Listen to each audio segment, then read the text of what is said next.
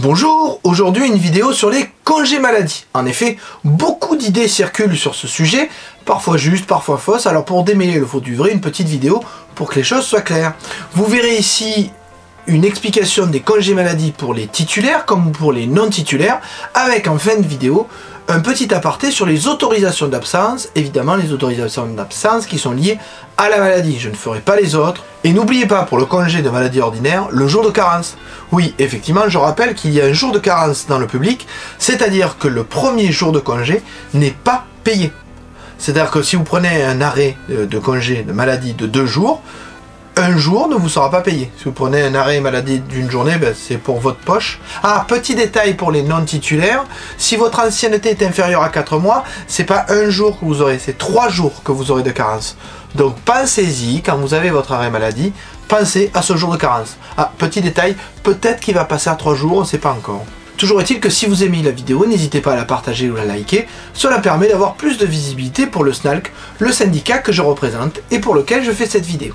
Alors maintenant, on va commencer tout de suite par les congés qui concernent les titulaires. Alors vous allez voir, je vais fonctionner de la même façon. Une petite définition de ce qu'est le congé, les obligations, etc. Puis après, une mise en place de la temporalité du congé, c'est-à-dire combien de temps peut-il durer, etc. Alors on va commencer tout de suite par... Le congé de maladie ordinaire est donc sans aucune condition d'ancienneté. De plus, il concerne des maladies sans gravité particulière, un rhume, du gastro, des choses comme ça. Le seul document à fournir est un arrêt de travail CERFA qu'il faut fournir obligatoirement dans les 48 heures qui suivent l'arrêt, sauf évidemment hospitalisation, des choses comme ça, mais sinon il vous faut le fournir dans les 48 heures. Il sera considéré comme une période d'activité pour votre retraite. Les contrôles peuvent se faire sur demande de l'administration. Par contre, pour la prolongation se fait avec un arrêt de travail, mais il faut un avis obligatoire du CMD si jamais votre congé de maladie ordinaire est supérieur à 6 mois.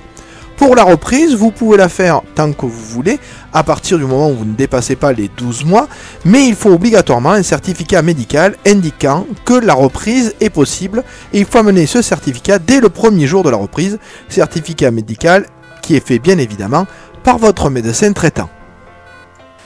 Voilà pour la définition. Maintenant, voyons la temporalité, savoir combien de temps il peut durer, comment est le traitement pendant cette durée, et puis quelles sont les étapes à ne pas rater.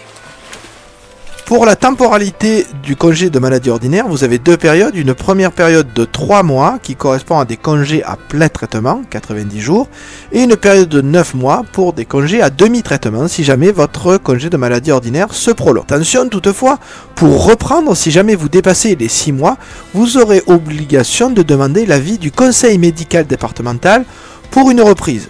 Vous voyez ici que si jamais cet avis est positif, il n'y aura aucun souci, la reprise se fera. Par contre, si jamais cet avis est négatif, vous risquez 2 choses, entre guillemets. Si vous êtes stagiaire, vous pourrez être mis en dispo ou en congé sans traitement. Par contre, si jamais vous ne pouvez pas reprendre, vous pouvez être mis en situation d'inaptitude avec licenciement. Par contre, quand vous êtes titulaire, vous pouvez passer en CLM, congé de longue maladie, si vous en faites la demande. Et si jamais il y a une situation d'inaptitude qui est repérée par le conseil médical départemental, vous pouvez être soit reclassé dans une autre fonction dans l'éducation nationale ou dans la fonction publique, et si jamais le reclassement n'est pas possible, vous serez mis à la retraite d'office pour invalidité. Alors justement, le CLM, parlons-en, ce CLM, le congé de longue durée, peut faire suite au CMO si jamais ce dernier risque de durer un peu longtemps. Il est conseillé d'utiliser la période de 3 mois de congé à plein traitement pour faire cette demande de CLM. Comme le CLM lui-même est considéré en grande partie, en tout cas en partie, comme un congé à plein traitement, vous n'aurez pas de période à demi-traitement. Donc profitez, si jamais vous risquez d'avoir une maladie qui dure, de faire une demande de CLM pour pouvoir passer sur ce type de congé avant de passer à demi-traitement. Toutefois, une petite remarque, si jamais votre CLM congé de longue maladie ne vous est pas accordé, vous devrez rembourser les trop perçus qui correspondra au traitement à plein traitement que vous avez eu, alors que normalement vous allez être considéré comme un demi-traitement. Ah, je m'explique. Vous êtes ici, vous faites une demande de congé CLM, ici. Donc normalement, votre congé CLM vous permet de rester à plein traitement. Admettons que cette demande soit rejetée quand vous êtes ici. C'est-à-dire que vous allez avoir un mois, là, qui va vous être payé à plein traitement alors que vous auriez dû être demi-traitement. Si jamais votre CLM est refusé, vous devrez rembourser ce demi-traitement qui correspond à ce mois de trop perçu. Alors pour le CMO, la notion de 3 mois à plein traitement, puis après on passe à demi-traitement, parfois pose souci. Je vois souvent des gens qui nous contactent justement pour des questions, mais pourquoi est-ce que j'ai touché moins alors que la semaine d'avant je touchais autant? Donc j'ai essayé de vous faire un petit schéma, pas forcément simple, essayez de suivre, c'est pour ça que j'ai pris des dates et un exemple totalement fictif de congé pour être le plus clair possible. Allez, voilà l'exemple. Donc vous le voyez, cet exemple s'étale sur 3 années, 2017, 2018 et 2019, et vous avez en vert sombre les périodes de congé qui seront considérées comme du plein traitement. Donc vous voyez que le fonctionnaire prend une semaine en septembre, une en novembre, 2 jours en décembre, puis 5 jours en décembre, puis 2 semaines en janvier, 1 semaine en février, 3 semaines en avril, et 1 semaine en juin, 2 semaines en septembre, et 1 semaine en octobre, et que le congé de maladie ordinaire qui est en novembre, la première semaine, passe en demi-traitement. Mais alors me direz-vous, si je regarde depuis septembre, c'est que sa 4e semaine de congé. Or, on a dit qu'il fallait 3 mois pour être en demi-traitement. Oui, sauf que ces semaines sont comptées sur ce qu'on appelle un an glissant. C'est-à-dire, on regarde à la date du congé ce qui s'est passé dans les 365 jours qui précèdent le congé. Donc vous vous rendez compte, et je mets un petit trait rouge en pointillé, que à partir du moment où il y a ce congé en novembre, si vous comptez avant, donc 1, 2, 3, 4, 5, 6, 7, 8, 9, 10, 11, 12 semaines, et donc cette semaine de novembre, ce congé de maladie ordinaire de novembre, est bien au-delà des 12 semaines, et donc il passe en demi-traitement. Même chose si je regarde les 2 semaines de novembre qui sont juste en dessous, donc je remets un autre trait rouge, et cette fois je me rends compte qu'effectivement, si je prends en compte les semaines avant, 1, 2, 3, 4, 5, 6, 7, 8, 9, 10, 11 et 12 avec 2 et 5 jours qui font une semaine de congé. Ensuite, le prochain congé est de janvier, et cette fois, il est en plein traitement, car effectivement, si vous regardez, je ne vais pas vous refaire le calcul, si vous regardez à un an glissant, effectivement, on est à la 12e semaine. Donc comme c'est la 12e semaine, elle est dans les 3 mois, et donc elle a plein traitement. Les 3 jours, pour la même raison, nouveau trait rouge, passe à demi-traitement, et voyez qu'en mars 2019, cette personne pose 2 semaines de congé, et sur ces 2 semaines de congé, seulement 4 jours seront en plein traitement, et les 10 autres jours, pour la même raison qu'énoncée avant, puisqu'on regarde 365 jours avant, les 10 jours seront en demi-traitement. Donc vous voyez, je continue comme ça, il suffit en fait, à chaque fois, de regarder sur un an glissant. Donc j'espère que les choses sont bien claires pour le congé de maladie ordinaire, le CMO. Donc si jamais cette maladie dure plus longtemps, vous voyez que 12 mois, on peut passer au CLM. Alors qu'est-ce que c'est? Voilà ce que c'est. Le CLM, le congé de longue maladie, est donc le congé qui est mis en place une fois que le CMO est arrivé au terme de ces 12 mois. Donc il n'y a pas de condition d'ancienneté. Par contre, il est réservé pour des maladies invalidantes sur avis du conseil médical départemental, et par contre, on ne l'a pas automatiquement, il faut obligatoirement en faire la demande. Donc vous voyez que c'est une demande écrite, il faut certificat médical, simple et détaillé. Il est considéré quand vous êtes en CLM comme une période d'activité, notamment pour la retraite. Les contrôles se font tous les 3 à 6 mois pour une prolongation, puisqu'effectivement c'est un congé qui est accordé pour une période de 3 à 6 mois. Et enfin, si on veut une prolongation, il faut toujours la demander 2 mois avant l'expiration de la période en cours. Donc n'oubliez pas que pour SLM, il faut l'avis favorable du CMD après expertise médicale, bien entendu.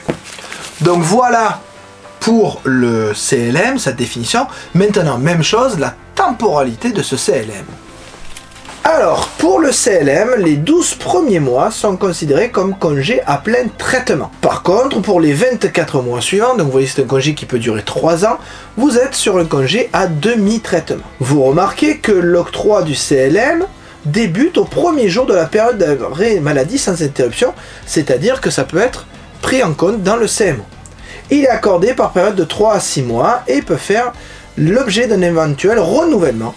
Vous avez donc ici le document qui vous le montre. Donc ce renouvellement, c'est une demande de prolongation à faire au minimum 2 mois avant l'expiration de la période en cours. Et ce CLM est accordé par le comité médical départemental, tout pour une période de 3 à 6 mois. Pour une période de réintégration, c'est ce que l'on voit à la fin du graphique, on vous demande de déposer 3 mois avant la fin de la dernière période de CLM une demande de réintégration. Vous aurez donc là un avis obligatoire du CMD pour reprise. S'il est positif, vous avez une reprise. Et si jamais il est négatif, si vous êtes stagiaire, vous êtes en dispo ou en traitement, ou si jamais vous êtes inapte, un licenciement. Si vous êtes titulaire, vous pouvez passer en congé longue durée, ou alors si jamais vous êtes reconnu comme inapte, vous pouvez avoir un reclassement, ou alors sans reclassement avec retraite pour invalidité d'office si vous ne pouvez pas intégrer de fonction dans l'éducation nationale. Il reste donc à voir le congé longue durée, qui est le congé le plus long que peut avoir un titulaire pour maladie. Maintenant, même chose, définition et temporalité. Alors pour la définition, le CLD, quant à lui, est sans condition d'ancienneté. Par contre, vous devez faire attention que vous pouvez avoir un seul CLD pour une seule affection, c'est-à-dire vous pouvez avoir un congé de longue durée uniquement pour une seule maladie qui est reconnue comme ouvrant droit à ces maladies. Il y a une liste qui existe.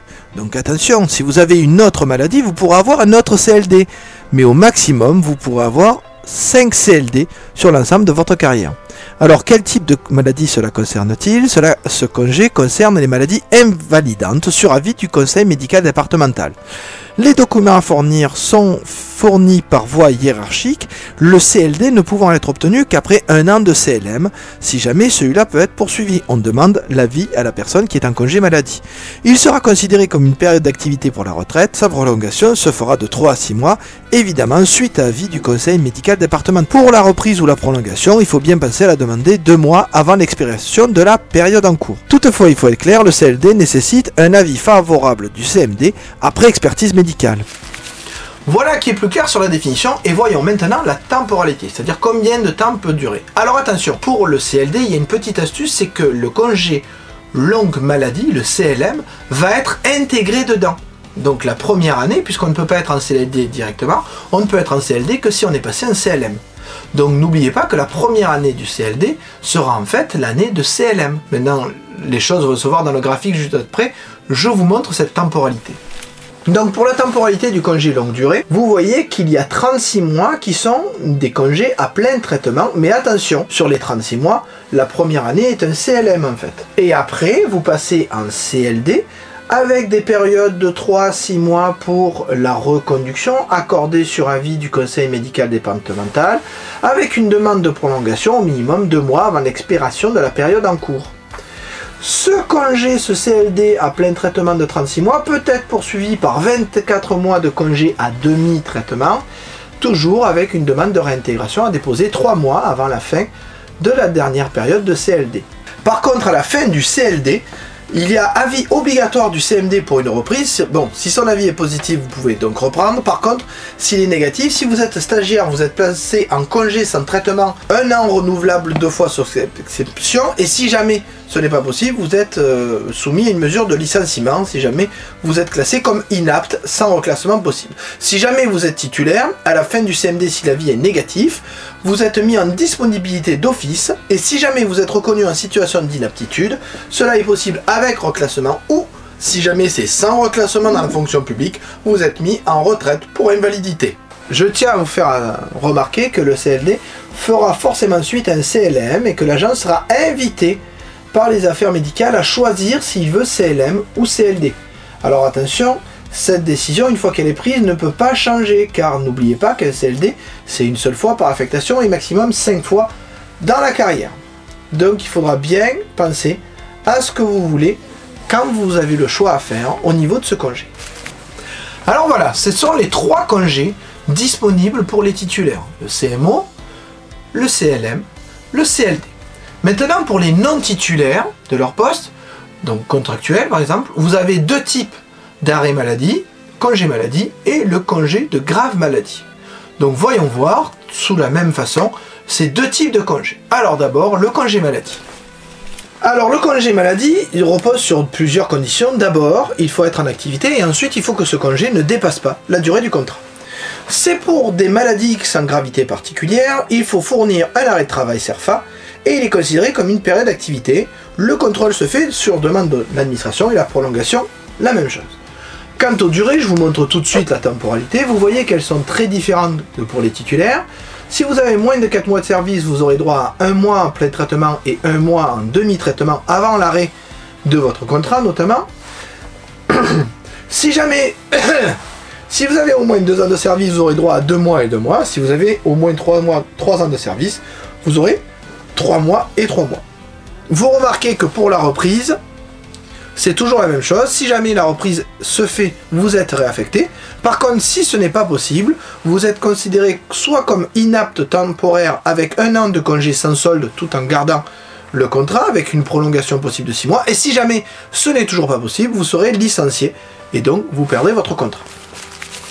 Vous le voyez, on parle là de congé de maladie ordinaire, si on peut dire, mais la durée du congé maladie, à plein traitement ou à demi-traitement, est très variable suivant la durée de votre contrat. Vous avez quand même l'existence d'un congé grave maladie, si jamais vous avez une maladie qui est plus grave qu'un simple rhume, une affectation de gastro, etc. Donc là, par contre, même chose, je vous montre la définition et la temporalité. Le congé de grave maladie, lui, concerne évidemment les non-titulaires, mais qui ont une ancienneté de service continue d'au moins 3 ans, oui. J'attire votre attention sur le terme continu, très important. Il concerne les maladies invalidantes et de gravité confirmée. Les documents à fournir sont à fournir par voie hiérarchique. Vous voyez ici, il faut différents types de documents, 2 certificats médicaux et une demande écrite de sollicitation. Cela sera considéré comme une période d'activité et pareil pour les contrôles et la prolongation de 3 à 6 mois. Tout cela se fait sur avis du CMD. Il nécessite là aussi un avis favorable du CMD après expertise médicale. Sa temporalité est vraiment différente puisque là, vous avez droit à 12 mois de congé à plein traitement, puis 24 mois de congé à demi-traitement. Pour la reprise, un avis obligatoire du CMD, que cette reprise se fasse au bout du CGM ou en cours de CGM. Donc là, vous aurez l'avis obligatoire du CMD avec un avis positif pour l'affectation. Et si jamais l'avis n'est pas positif, vous aurez la possibilité d'avoir une inaptitude temporaire d'1 an avec congé sans solde, avec une prolongation de 6 mois. Ou si jamais ce n'est toujours pas possible, un licenciement, quel que soit le type de contrat que vous avez. Voilà pour ce dernier type de congé maladie. Maintenant, j'ai dit en début de vidéo que je vous parlerai des autorisations d'absence liées à la maladie. Donc vous avez différents types d'autorisations d'absence liées à la maladie. Par exemple, décès, garde d'enfants malades. Vous avez aussi pour rendez-vous médicaux obligatoires, non obligatoires, et enfin pour contagion. Oui, pour contagion, on le verra à la fin. Je fais remarquer que ces autorisations d'absence n'ont pas de caractère obligatoire, elles sont principalement liées à la nécessité de service. Généralement, elles ne posent pas de soucis, mais il faut être conscient de ça, sauf pour le rendez-vous médical obligatoire, bon là, évidemment, il est de droit. Donc reprenons ces exemples dans l'ordre. Alors, l'autorisation d'absence pour décès est liée au décès d'un parent, d'un enfant ou d'un conjoint qui est marié ou pacsé. Ah oui, marié ou pacsé obligatoirement. Ce congé est de 3 jours, congé qui peut être augmenté d'un délai de route suivant ce que décide le chef de service, le chef d'établissement notamment, pour les enseignants, il peut être augmenté de 48 heures. Vous remarquez que si jamais c'est le décès d'une autre personne de la famille, un frère, une sœur, vous pouvez avoir une journée d'autorisation d'absence pour décès qui peut être là aussi agrémenté de 48 heures de délai de route, toujours selon le bon vouloir du chef de service. Pour l'autorisation d'absence pour garde d'enfants malades, vous voyez qu'il y a différentes choses à respecter. D'abord, il faut que l'enfant ait 16 ans ou moins. S'il a plus de 16 ans, vous n'aurez pas le droit à cette autorisation d'absence. Deuxième chose, cette autorisation d'absence est bien évidemment liée à un certificat maladie à fournir sous 48 heures, si vous le pouvez, bien entendu. Ensuite, ou enfin, je ne sais pas, remarquez que cette autorisation d'absence, la durée de jours de cette autorisation d'absence n'est pas liée au nombre d'enfants. Et non, c'est 12 jours maximum si vous êtes à 100%, qui peuvent être répartis entre 2 agents de la fonction publique. Si jamais vous êtes en temps partiel, cela diminuera en fonction de votre temps partiel. De même, quel que soit le nombre d'enfants, c'est toujours le même nombre de jours. Pour savoir le nombre de jours, c'est indiqué ici en bas. Vous prenez le nombre de demi-journées que vous travaillez et vous rajoutez 2. Par exemple, si vous travaillez le lundi, le mercredi matin et le jeudi, lundi 2 demi-journées, mercredi matin 1 demi-journée, jeudi 2 demi-journées, ça fait 5 plus 2, 7, vous aurez droit à 7 jours d'absence, d'autorisation d'absence pour garde d'enfants malades pour l'année civile ou l'année scolaire, si votre emploi du temps dépend de ça, notamment pour les enseignants. Ensuite, vous avez une autorisation d'absence pour rendez-vous médical obligatoire. Ben là, comme c'est précisé, c'est obligatoire, donc c'est une autorisation d'absence de droit. Elle ne pose aucun souci. Vous avez aussi une autorisation pour rendez-vous médicaux non obligatoires. Mais par contre là, ce n'est pas une obligation de vous autoriser, de vous accorder cette autorisation d'absence. D'ailleurs, sachez que vous ne serez pas rémunéré pendant cette autorisation d'absence si le chef de service l'a fait remonter telle qu'elle. Et enfin, dernière autorisation d'absence liée à la maladie qui peut être accordée, une autorisation d'absence pour vie avec une personne contagieuse. Et oui, quand vous avez une personne qui est contagieuse, pour éviter de propager la contagion, on peut vous autoriser à être absent. Alors attention, hein, regardez les maladies, c'est pas rien, hein, d'accord? C'est un cadre très précis et une durée très précise. Mais si jamais vous êtes dans ce cadre-là, vous aurez le droit de demander une autorisation d'absence. Dernière chose, maintenant que les congés et les autorisations d'absence sont clairs, vous n'avez pas droit d'avoir 2-3 jours comme ça parce que vous en avez besoin et que vous êtes fatigué. Non, ça n'existe plus. Vous n'avez pas de minimum de droit. D'accord? Ce n'est pas comme ça qu'on fait fonctionner un service public, en tout cas d'après l'éducation nationale. Donc, ne dites pas « Ah oui, mais j'ai droit à X jours de congés, donc je les prends, sinon ils sont perdus. » Non, non, mais ça n'existe pas. Hein. Vous n'avez pas des congés pour fatigue. Hein. Peut-être une idée? Non, non, non, pas de congés pour fatigue. Donc n'oubliez pas que pour chacun de ces congés, vous devez pouvoir les justifier sous 48 heures, sauf cas exceptionnel, bien évidemment. Si vous êtes à l'hôpital, on ne va pas vous réclamer la justification, le CERFA, l'arrêt maladie, puisque vous êtes hospitalisé. Donc pensez bien qu'il faut une justification, et que si cette justification n'est pas donnée dans les 48 heures, vous pourrez être considéré comme en tort vis-à-vis de l'administration, et donc avoir par exemple des retenues sur salaire pour service non fait. Donc j'espère que cette vidéo vous aura un peu éclairé d'une part sur les congés maladie, mais aussi sur les autorisations d'absence qui sont liées à ces congés maladie. Si jamais vous avez besoin de plus de renseignements, n'hésitez pas à contacter vos représentants syndicaux qui sont là pour vous représenter, certes, pour vous conseiller et pour vous accompagner au mieux. Donc j'espère que vous avez eu des informations pertinentes et que vous n'hésiterez pas à nous contacter au SNALC si jamais vous avez besoin.